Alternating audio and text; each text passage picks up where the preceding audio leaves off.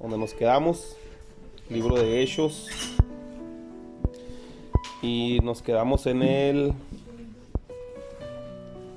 versículo 9. Sí, está bien, gracias.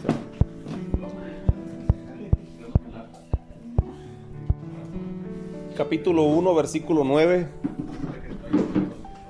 Haciendo un breve resumen de todo lo que hemos visto, ¿verdad? Pues miramos al escritor del libro de Lucas, ¿verdad? Ya, si se acuerdan, ¿verdad? Lucas, el médico, que no conoció a Jesús, pero hizo una función como periodista, ¿verdad?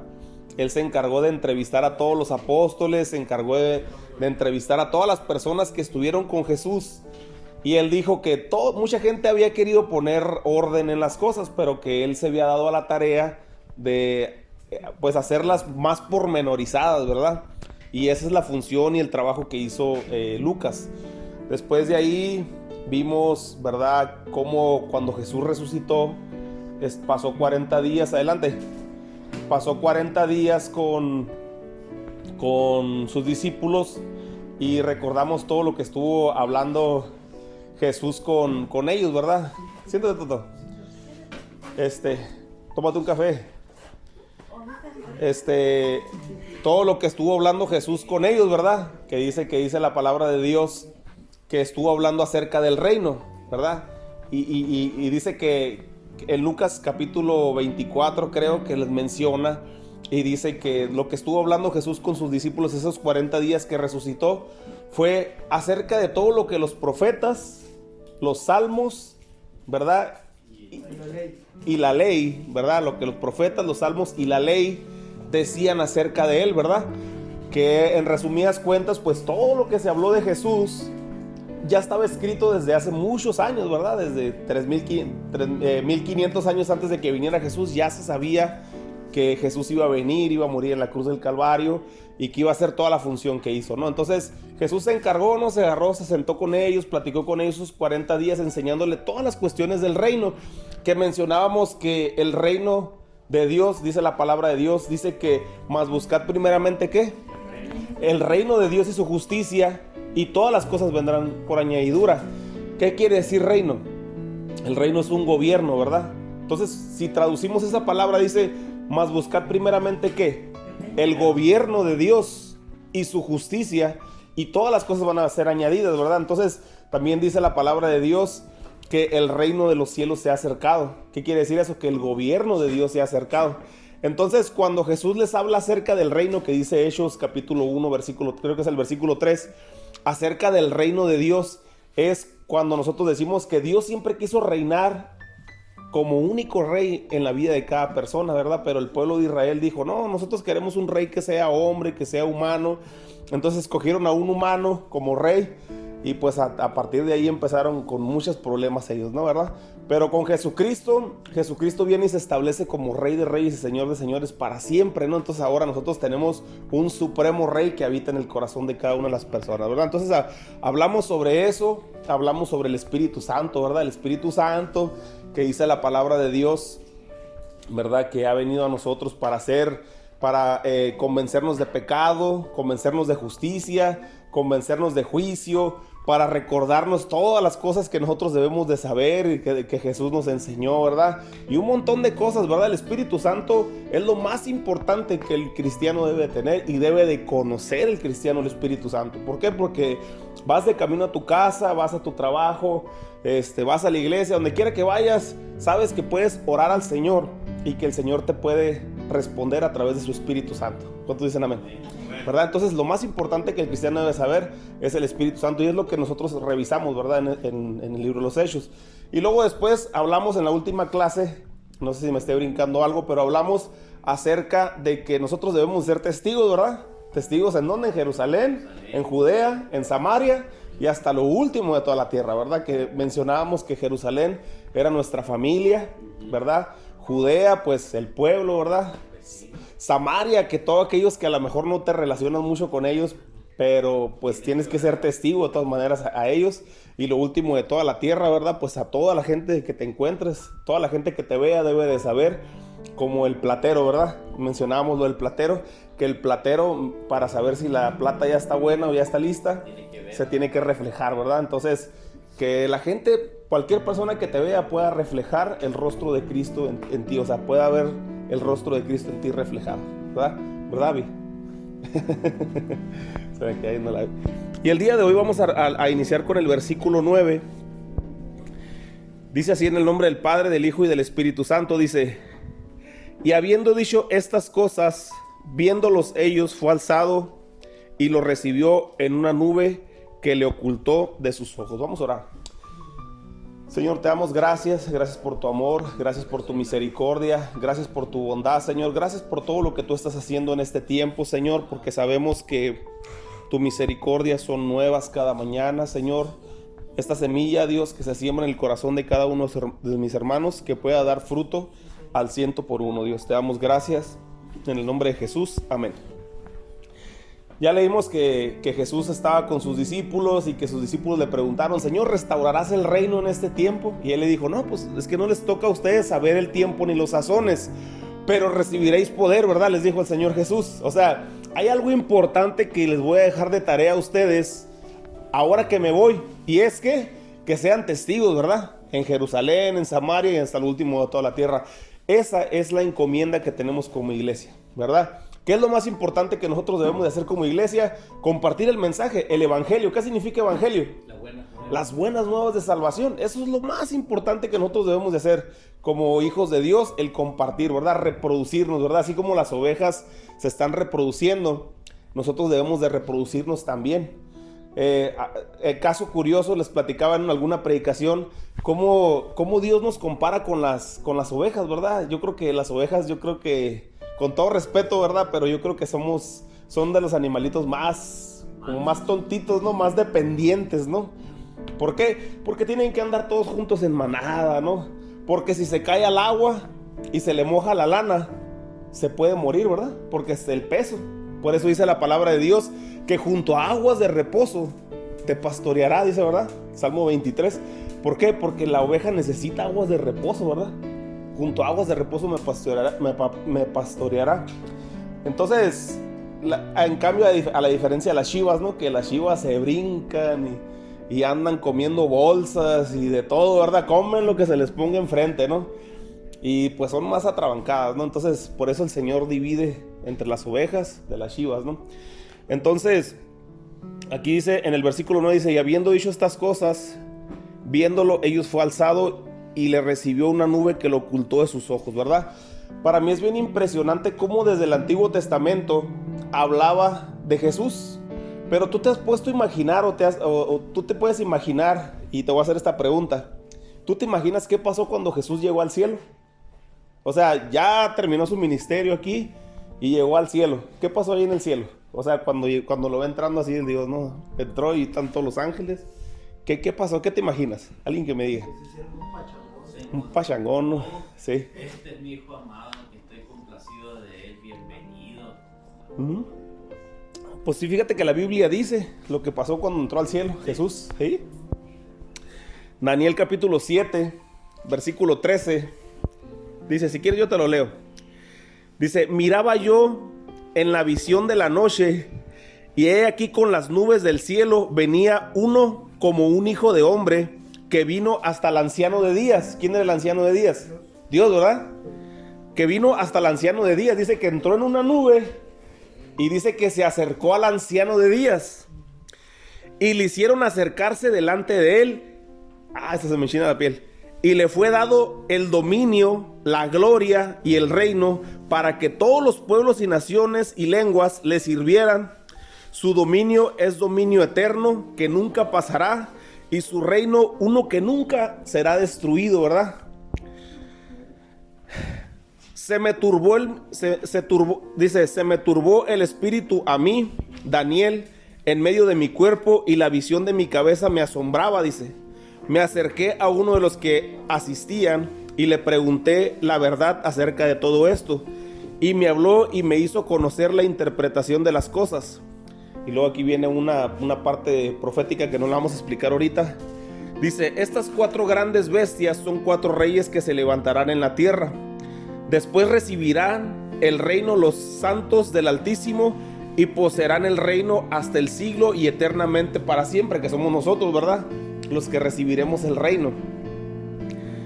Dice, entonces tuve deseo de saber la verdad acerca de las 4 bestias que eran tan diferentes de todas las otras. Dice, espantosa en gran manera, que tenía dientes de hierro y uñas de bronce, que devoraba y desmenuzaba y las obras hollaba con sus pies. Asimismo, acerca de los 10 cuernos que tenían en su cabeza y el otro que le había salido, delante del cual había caído 3. Y este mismo cuerno tenía ojos, boca, y que hablaba grandes cosas y parecían más grandes que sus compañeros. Y veía yo que este cuerno hacía guerra contra los santos y les vencía. Hasta que vino el anciano de días. ¿Quién era el anciano de días? Señor. Dios, ¿verdad? Sí. Hasta que vino el anciano de días y se dio el juicio del Santísimo, de los santos Altísimo. Y llegó el tiempo y los santos recibieron el reino. Dijo así, la 4ª bestia será un cuarto reino en la tierra, el cual será diferente de todos los otros reinos, y a toda la tierra devorará, trillará y despedazará. Y los 10 cuernos significan que de aquel reino se levantarán 10 reyes, y tras ellos se levantarán otros, el cual serán diferentes de los primeros. A otros 3 reyes derribará, y hablará palabra contra el Altísimo, y a los santos del Altísimo quebrantará, y pensará en cambiar los tiempos y la ley, y serán entregados en su mano hasta tiempo y medio tiempo. Pero se sentará el juez y le quitará su dominio, para que sea destruido y arruinado hasta el fin. Y el reino y el dominio y la majestad de los reinos debajo de todo el cielo sea dado al pueblo de los santos del Altísimo, cuyo reino es reino eterno, y todos los dominios le servirán y obedecerán. Aquí fue el fin de sus palabras. En cuanto a mí, Daniel, mis pensamientos me turbaron y mi rostro se demudó, pero guardé el asunto en mi corazón. Ok, ¿qué dijimos todo eso, verdad? Todo lo que va a pasar y todo lo que va a suceder después de que Jesucristo llegó al cielo, ¿verdad? Y luego dice la palabra de Dios que después reinará, regresará otra vez nuevamente y va a poner fin a toda la maldad, ¿verdad? Jesucristo ahorita está en el cielo, pero va a llegar un momento que nosotros estamos esperando nosotros como hijos de Dios, y es la segunda venida de Cristo, ¿no? Donde nosotros podamos irnos con Él y reinar con Él por una eternidad, ¿verdad? ¿Cuántos están esperando eso? Entonces, dice la palabra, y eso es en lo que me quiero enfocar. Dice que cuando llegó el Señor al cielo, le fue dado la autoridad, ¿verdad? Que fue una autoridad eterna. ¿Una autoridad para qué? Porque dice la palabra de Dios que Él ya puso al enemigo como estrado de sus pies, ¿verdad? Ya lo venció en la cruz del Calvario. Dice que lo exhibió públicamente, triunfando sobre Él en la cruz del Calvario. Ok, ¿de qué nos sirve todo esto a nosotros? Nos sirve que cuando tú estés librando una batalla en tu vida personal, que esas batallas las vas a librar todos los días, ¿verdad? Cuando no es una cosa, cuando no es otra, ¿verdad? Tú tienes que siempre tener en mente que el Señor ya venció esa batalla, ya peleó. Entonces, como hijos de Dios, no podemos nosotros estar dudando de que la victoria ya nos la dio el Señor, ¿verdad? ¿Cuántos dicen amén? Porque el Señor nos ha traído de gloria en gloria y de victoria en victoria, y cada vez que nosotros estamos pasando tiempos difíciles, yo no sé si tú has pasado un tiempo difícil o un tiempo duro, y de repente, como dicen, no, ya no miramos lo duro sino lo tupido, ¿verdad? Pero únicamente nosotros debemos de acercarnos al Señor en oración, buscar su presencia, y en ese momento nosotros nos vamos a dar cuenta cómo el Señor nos va a dar la salida, ¿verdad? Dice la palabra de Dios que Dios creó los cielos y la tierra a través de su palabra.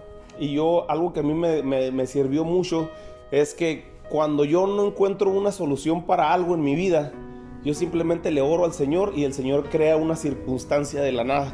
No sé si me explico en esa parte, ¿verdad? Hay veces que yo en mi trabajo, por ejemplo, eso me pasa mucho en mi trabajo, que de repente estoy trabajando, estoy haciendo algo y algo me sale mal, ¿verdad? Algo me sale mal y ya no sé qué hacer, y estoy bien preocupado y todo eso. Y entonces de repente le empiezo a orar al Señor y le pido: Señor, ayúdame en esta situación, ¿verdad? Porque a veces cosas que te equivocas pueden ser pérdidas económicas. Entonces le pido: Señor, ayúdame en esta situación, ¿verdad? Y entonces en ese momento el Señor nos da una salida de una forma impresionante. Y entonces digo yo, ¿cómo Dios crea una circunstancia de la nada, verdad? Yo no sé si tú tengas algún problema, alguna situación, algo que no has podido resolver, pero simplemente si tú oras a Dios, Dios va a crear una circunstancia de la nada, ¿no? Entonces, ese es el poder que tiene Dios. Es el poder que tiene Jesucristo sobre nuestras vidas, ¿verdad? Jesucristo ya recibió el poder y la autoridad y el dominio sobre todas las cosas, y tenemos que confiar nosotros que tenemos un Padre que vela por nosotros, ¿verdad? Jesús está siempre al pendiente de nosotros, y dice la palabra de Dios que está a la diestra del Padre y está abogando por nosotros. Cualquier situación que nosotros tengamos, si tú te pones a leer en el Antiguo Testamento, antes ¿cómo se llama? Cuando las personas cometían algún error o alguna falla, ¿no? Contra Dios, ¿verdad? Que estaban en contra de Dios, pues a veces caía el juicio de repente, ¿verdad? Y ahorita Jesucristo está sentado a la diestra del Padre y está intercediendo por nosotros, ¿verdad? ¿Cuántos creen que eso es bueno? Es bueno, ¿verdad? Porque si no ya nos hubiera caído un rayo a todos, ¿no? Entonces, como el Weimar dice que las gallinas no querían poner y ahora ya pusieron un montón, ¿no? Ya no hay que hacer. Sí. Primero andaba bien preocupado, ¿no? De que no querían poner las gallinas, y ahorita ya un ponedero por todas partes, ¿no? En tiempo y fuera de tiempo, ¿no? Entonces, nosotros debemos de confiar en Jesucristo, ¿verdad? Jesucristo ya llegó al cielo, por eso dice la palabra de Dios que subió al cielo. Y entonces en Daniel nos revela qué es lo que pasó, ¿verdad? En cuanto llegó al cielo, se hizo como una ceremonia, ¿verdad? Como una ceremonia de entrega del poder y la autoridad. Dice que llegó al cielo y se acercó al anciano de días, y el anciano de días le dio el poder y le dio la autoridad sobre todas las cosas, ¿verdad? Entonces eso es bien tremendo para nosotros y bien útil saberlo, bien útil. ¿Por qué? Porque sabemos en quién confiamos, ¿verdad? Ya no podemos nosotros estar dudando del poder de Dios.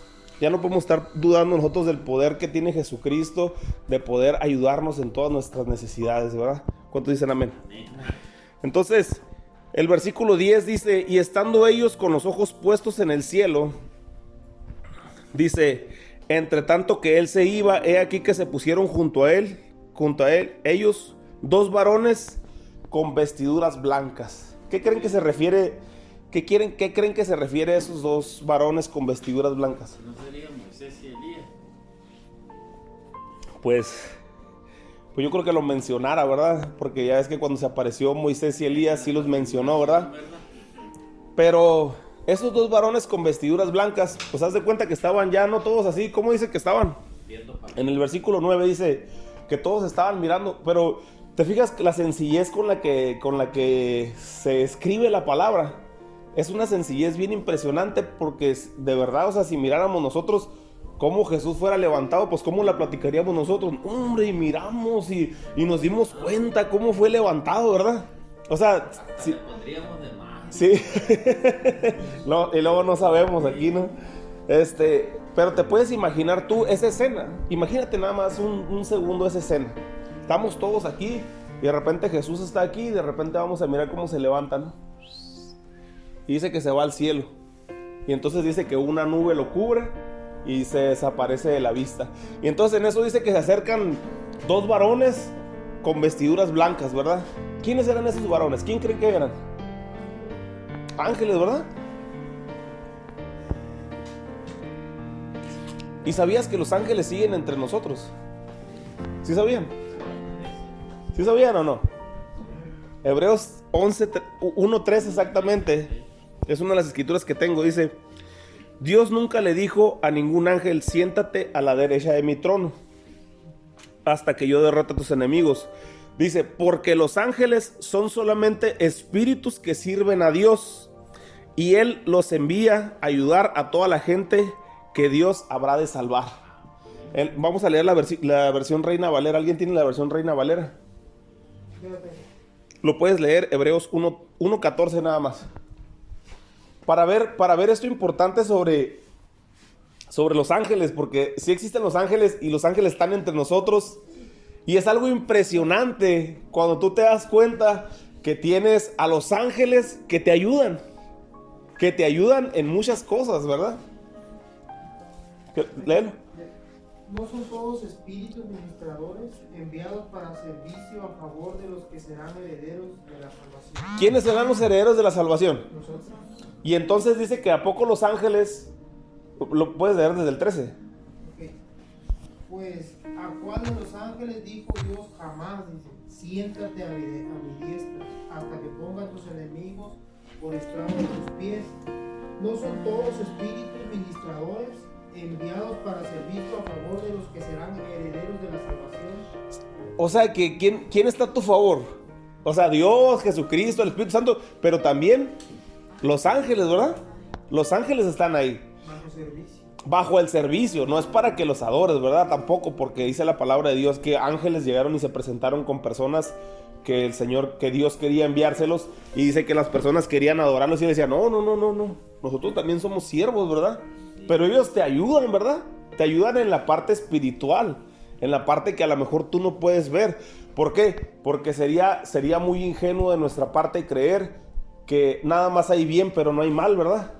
Tenemos que entender nosotros que hay tanto espíritus buenos que nos ayudan, que son los ángeles, como espíritus malos que están ahí queriéndonos molestar.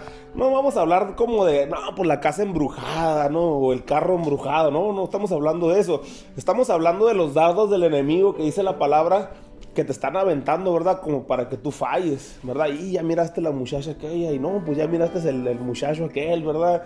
Y cosas, róbate el cambio, ¿verdad? Te dio cambio de más, quédate con él, ¿verdad? Entonces ahí están, ¿verdad? Queriendo hacer que nosotros fallemos a las instrucciones que Dios nos da. Pero es impresionante. Mateo capítulo 4, versículo 10, Jesús le respondió, vete de aquí, Satanás, porque la Biblia dice, adoren a Dios y obedezcan solo a Él. Entonces el diablo se fue y unos ángeles vinieron a servirle a Jesús. Quiero decirte una cosa, cada vez que tú libres una batalla, estás peleando contra espíritus engañadores y malos, ¿verdad? Pero cuando tú pasas la prueba o ganas esa tentación, o sea, sales victorioso de esa tentación, ángeles vienen a tu servicio. Siempre que tienes una prueba, algo difícil en tu vida, después te vas a dar cuenta cómo las cosas van a empezar a fluir bien. Suave, de veras. Cuando tú vences una batalla y que ganas una pelea y que a veces tú dices, híjole, por eso dice la palabra de Dios, ¿verdad? No me acuerdo si dice la palabra de Dios, pero es un dicho que decimos, ¿no? Que después de la tribulación viene la calma, ¿verdad? Después de la tormenta, ¿ve? De la tormenta viene la calma. Y es algo muy cierto. ¿Por qué? Porque espiritualmente nosotros no nos damos cuenta de lo que está pasando. Pero si nosotros fueran abiertos nuestros ojos, nos diéramos cuenta cómo hay una guerra espiritual que se está librando. Entonces, en cuanto tú vences esa batalla, entonces en ese momento después vienen ángeles y te sirven. Qué tremendo, ¿verdad? Y eso te va a pasar, eso te va a suceder. Yo he librado batallas tremendas en mi vida, no tanto como algunos videos o cassettes, ¿no? que he escuchado bien tremendas, unas guerras espirituales, pero ese es otro rollo, en otro nivel. No, en mi día a día como persona, ¿verdad? En mi día a día como persona, el que a veces viene la crítica, o a veces viene el problema, o viene como que sientes que toda la gente está en contra, y tú dices, ¿sabes qué? Yo no tengo por qué defenderme, ¿verdad? El Señor pelea mis batallas. Y entonces tú te aguantas y oras por la persona, y a veces tienes que orar por la persona que está hablando mal de ti, o te está vituperando, o te está criticando, y tú dices, Señor, lo pongo en tus manos, tú pon el entendimiento en su corazón, y si yo estoy mal, también revélamelo, ¿verdad? Yo quiero entender si yo también estoy mal, y si es necesario pedir perdón, voy y pido perdón, y tú empiezas a pelear tu batalla de esa manera, pero pacíficamente, ¿verdad? En paz, y dejando que Dios sobre, y de repente todas las cosas se transforman, ¿verdad? Y la persona viene y te dice, ¿sabes qué, bro? Discúlpame porque pues yo tenía otro concepto de ti, a lo mejor no era así como yo pensaba, y empieza, ¿no? Al rato se vuelven súper amigos, ¿no? No sé si me explico en esa parte, en ese ejemplo. Lucas 22:39 dice, y saliendo se fue como solía al monte de los olivos. Jesucristo iba a ser crucificado ya, y sus discípulos también le siguieron. Cuando llegó a aquel lugar les dijo, orad que no entréis en tentación. Y él se apartó de ellos a distancia como de un tiro de piedra, y puesto de rodillas oró diciendo, Padre, si quieres pasa de mí esta copa, pero que no se haga mi voluntad sino la tuya. Y se le apareció un ángel del cielo para fortalecerle. Qué tremendo, ¿verdad? Siempre los ángeles están ahí para ayudarnos. para fortalecernos, ¿verdad? No sé cómo lo hagan, pero nos fortalecen, ¿no? De alguna manera. Y la historia más impresionante de la Biblia, que para mí ha sido una de las más impresionantes y me llena así, ¿verdad?, de emoción, es cuando dice la palabra de Dios que estaba Eliseo, ¿no? Dice que en aquel tiempo iban a pelear. Eliseo estaba aconsejando al rey de Israel y le decía: no te vayas para allá porque los asirios van a atacarte ahí, y se iban por otro lado, ¿no? Los del pueblo de Israel. Y le decía: no vayas para allá porque van para allá. Entonces el rey de Israel, estratégicamente por instrucción de Eliseo, le estaba sacando la vuelta a su enemigo. Y entonces el enemigo dijo: oye, pero ¿quién le está informando, verdad? Que a dónde vamos y dónde nos vamos a plantar. Y entonces dijo uno de los siervos, dijo: no, es que tienen a Eliseo, ¿verdad? Eliseo es profeta de Dios y él les va informando.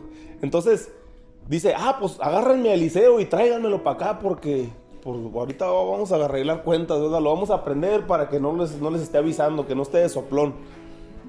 Y entonces dice que se vinieron y haz de cuenta que, no sé, las montañas aquellas llenas de soldados y gente de a caballo. Y entonces dice que Eliseo era el profeta y que salió su siervo de mañana, ¿no? Y estaba ahí como que buscando leña, ¿no? Para guisarse unos huevitos ahí de las gallinas, ¿no? Y entonces dice que miró todo el cerro lleno de carros de caballo y gente, y que se mete corriendo y le dice: Eliseo, pues ahora sí que ya nos cargó pifas. Y le dice: no te preocupes, dice, no te preocupes, porque más son los que están con nosotros que los que están en contra de él. Y aquí lo vamos a leer. Dice: entonces envió el rey allá gente de a caballo y carros y un gran ejército, los cuales vinieron de noche y sitiaron la ciudad. Y se levantó de mañana y salió el que servía al varón de Dios, o sea, Eliseo.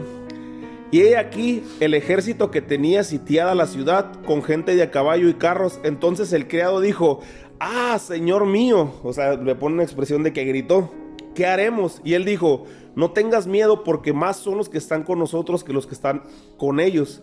Y oró Eliseo y dijo: te ruego, oh Jehová, que abra sus ojos para que vea. Entonces Jehová abrió los ojos del criado y miró, y aquí que el monte estaba lleno de gente de a caballo y de carros de fuego alrededor de Eliseo, ¿verdad? Entonces, ¿qué pasó ahí?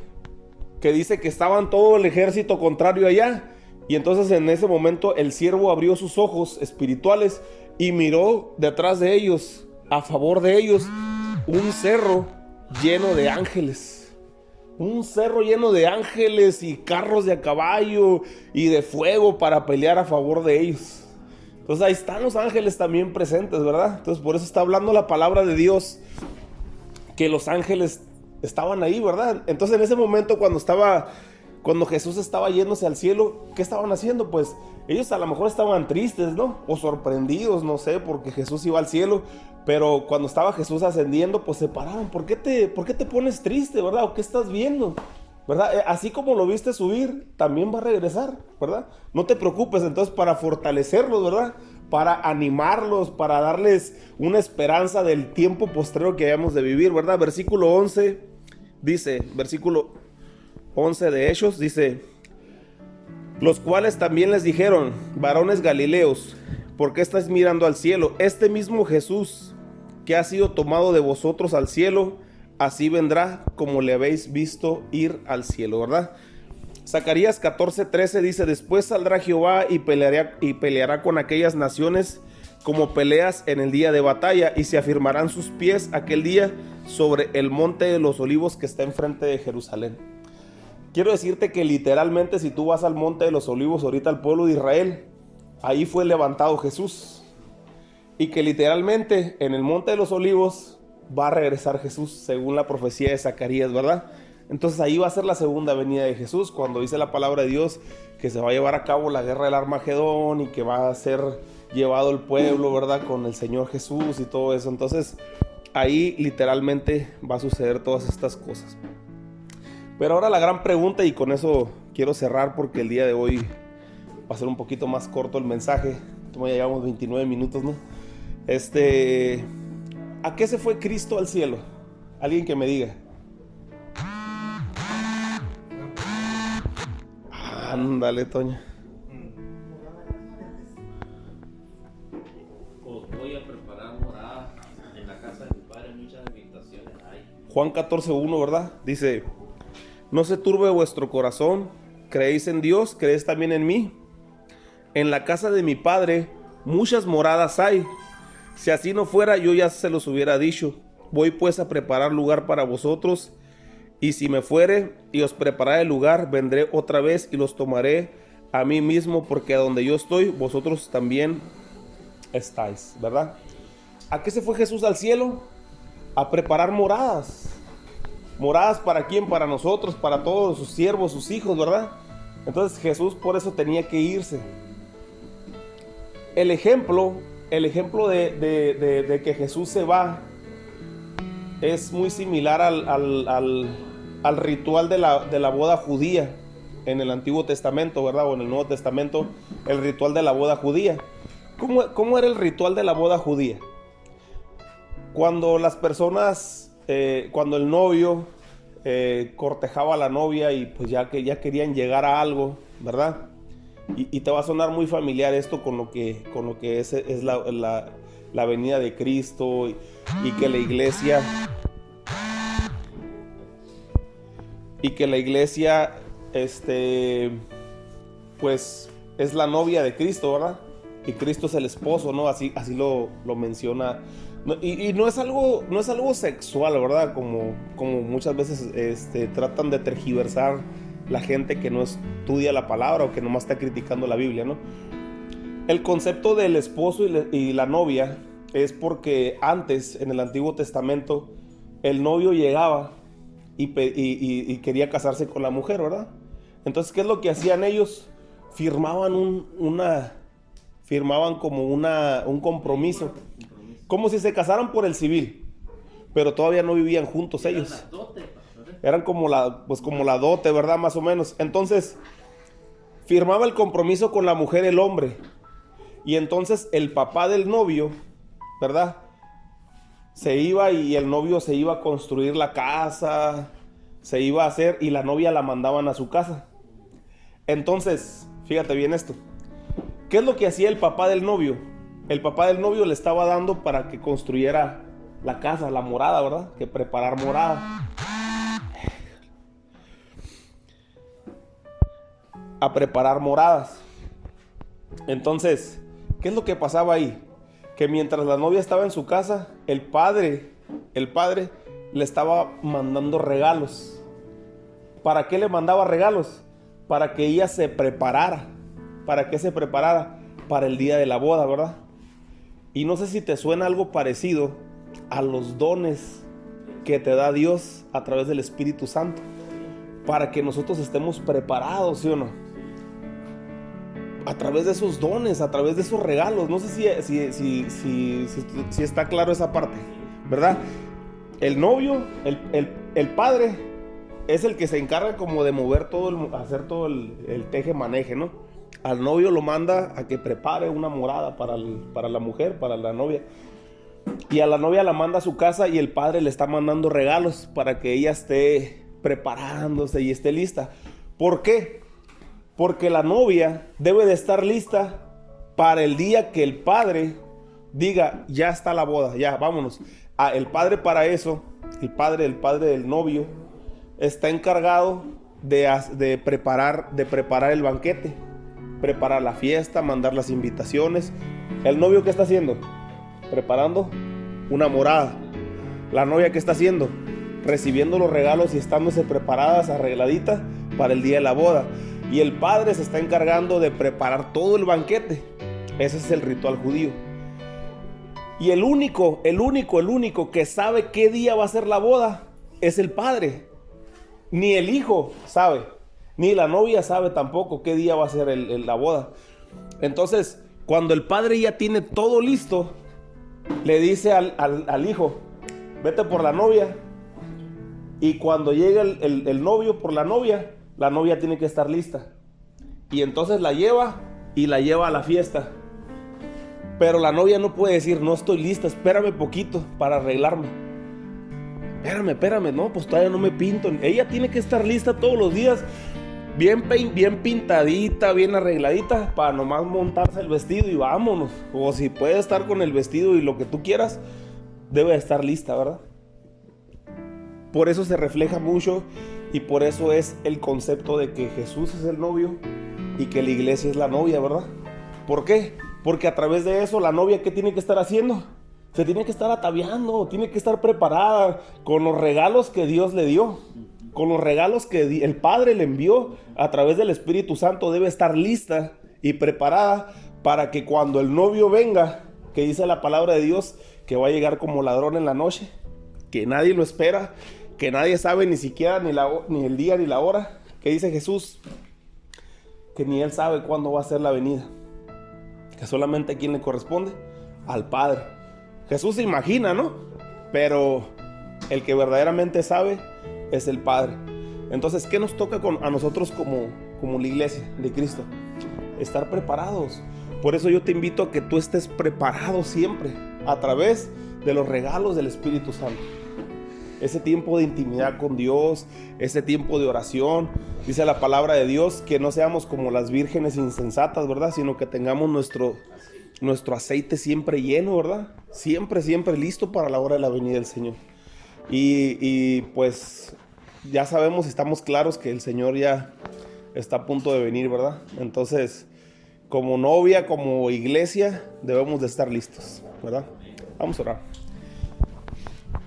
Señor, te damos gracias por tu amor, gracias por tu misericordia, gracias por tu bondad, Señor, porque tú eres bueno. Gracias, Señor, porque todo lo que tú estás haciendo en este tiempo, Señor, es perfecto. Yo te doy gracias, Señor, por la vida de cada uno de mis hermanos. Y te pido, Señor, que podamos estar preparados cada día para recibirte, Señor.